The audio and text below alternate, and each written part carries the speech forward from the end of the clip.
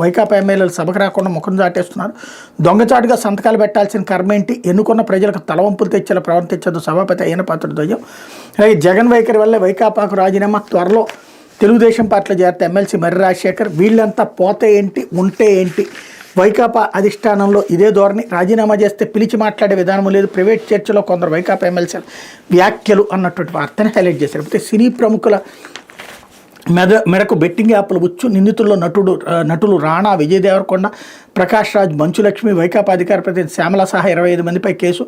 హైదరాబాద్లో వ్యాపారి ఫిర్యాదు ఆధారంగా ఎఫ్ఐఆర్. నైపుణ్య ఆధారిత గేములకే ప్రచారం చేశామన్న రాణా విజయ్.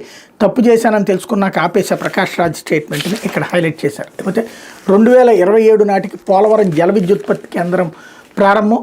పోలవరం జల విద్యుత్ కేంద్రం పనులు 2027 నాటికి పూర్తి చేసేలా సాంకేతికపరమైన సమస్యలు పరిష్కరిస్తూ పనులు వేగవంతం చేస్తున్నామని ఏపీ జెన్కో డైరెక్టర్ సుజయ్ కుమార్ పేర్కొన్నారు. సుమారుగా 2800 కోట్లతో చేపట్టి ఈ కేంద్రం నుంచి దాదాపుగా 960 మెగావాట్ల జల విద్యుత్ అందుబాటులోకి వస్తుందన్నారు.